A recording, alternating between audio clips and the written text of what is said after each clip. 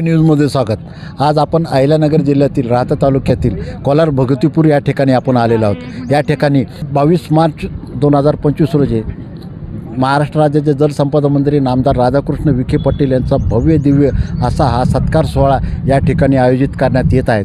तुम्ही माझ्या पाठीमागे पाहू शकता, नामदार राधाकृष्ण विखे पाटील यांच्या भव्य नागरिक सत्कारासाठी अतिशय जोरदार अशी या ठिकाणी तयारी चालवली आहे। माझ्या पाठीमागे अतिशय सुंदर असा भव्य दिव्य असा हा स्टेज या ठिकाणी उभारण्यात आलेला आहे। आज तुम्ही पाहू शकता।